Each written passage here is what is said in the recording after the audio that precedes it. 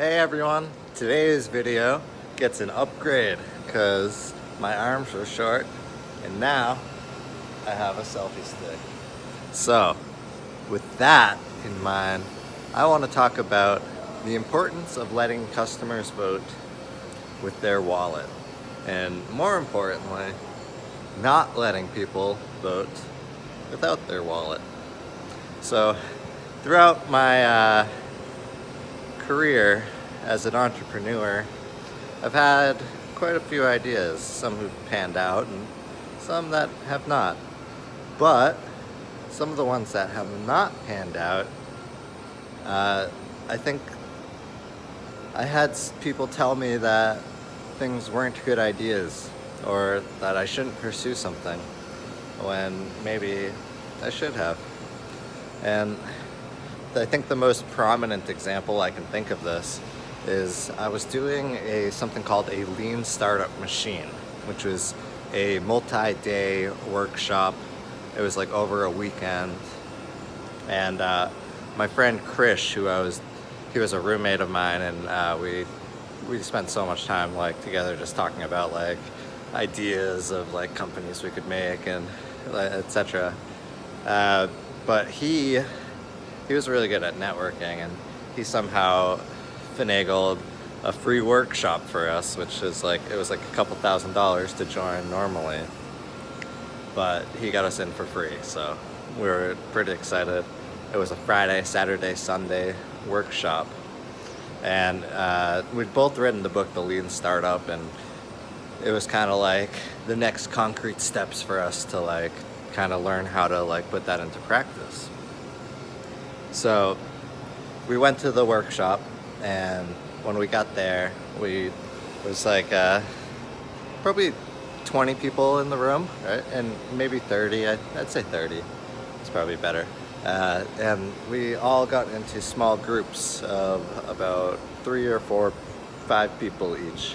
So our group was me, Krish, this guy Mike, and another guy Huntley, who's running. He's the hiring director for something called Full Stack Academy now. So if you're an engineer, you may have heard of that. So anyway, the whole thing was to get out of the building, right? That was like the big lesson. Is like, if you have an idea and you want to know if it's good, like you got to go talk to people and get feedback, and you have to do things like create like stimulus of some sort, like even if it's like a paper cutout and like a drawing of a design that, or like a mock-up of an application, you know, something that you can literally just put in front of the customer and see their reaction. So we kind of spent a little time like brainstorming, like what could we do? And a couple of us lived on the Upper East Side, and this class was in downtown Manhattan, and we all felt at the time that, and this was before Uber really, we felt at the time that it was a pain to get to the Upper East Side, because if you wanted to take a cab, it would probably cost at least $30 to $40, you know, depending on traffic, and it was expensive for a single cab ride. But taking the subway could take, you know, up to an hour as well. So it wasn't really a great trade-off. We thought it would be really great if we could have the convenience of a taxi, but the cost savings of like a subway, where, you know, that's only $2.50 and it takes you all the way. So we figured if we could get people to split the cab with us to the Upper East Side, we could share the cost with them, and everyone would get a lot cheaper ride. However, there's the added difficulty that we weren't sure if people would be willing to sit with strangers in a car. So we came up with a super clever name for carpooling in cabs called Cab Pool.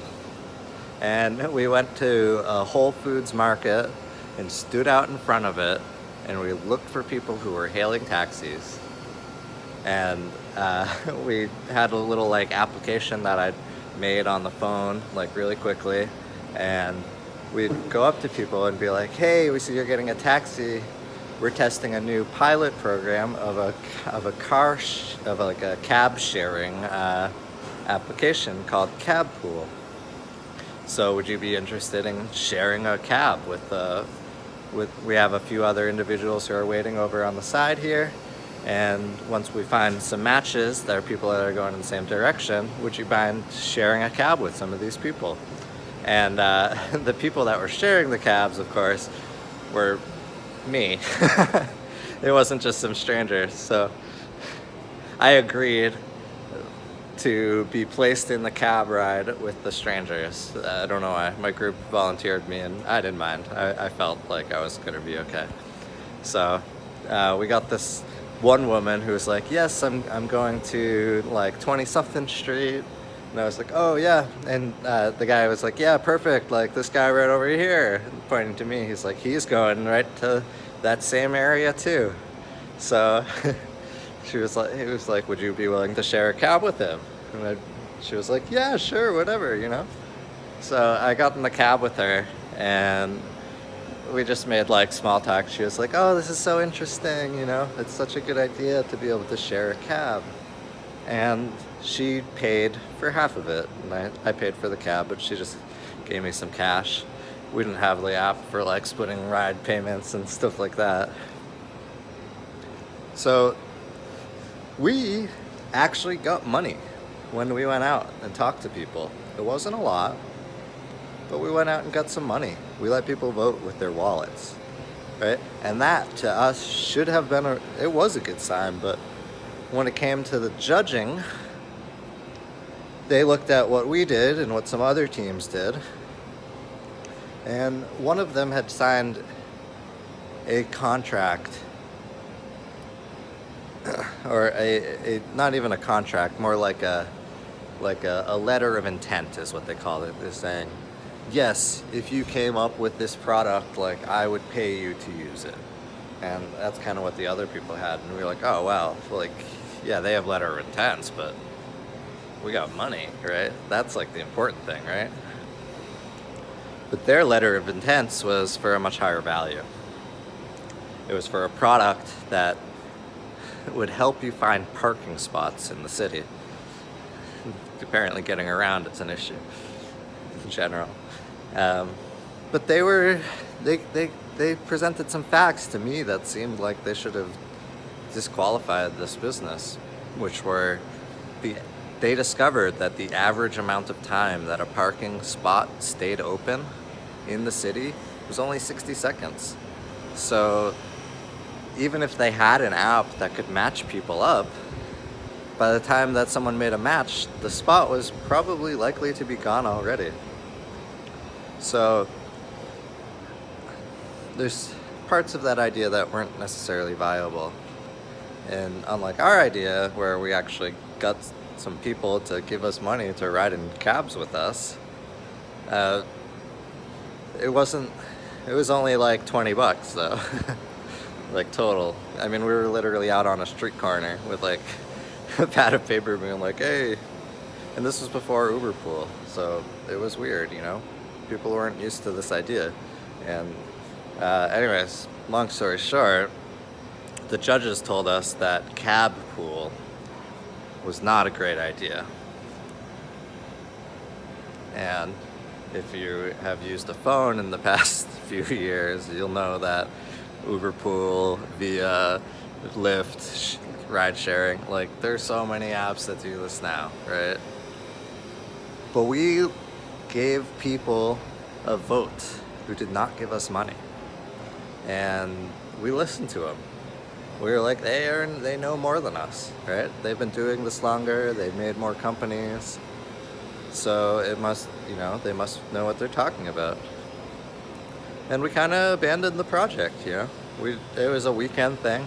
It was never really something that we'd planned on like doing for the rest of our lives. It was like something that we'd made to do a workshop over a weekend and like get the experience of getting out at the building and like learning how to collect customer feedback and put things in their hands. And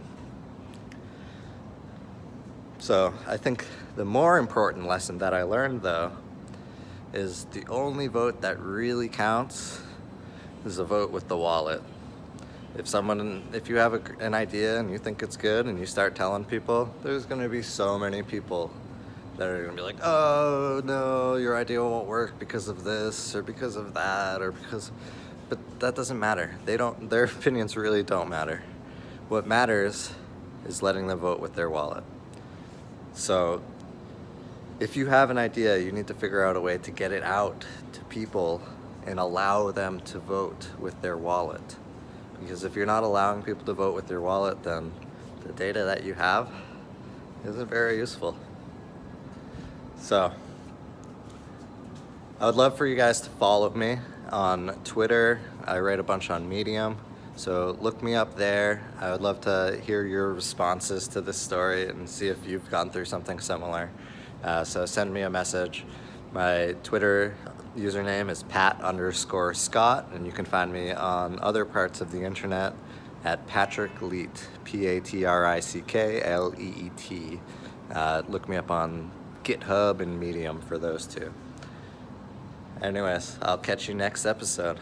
Thank you so much. Bye.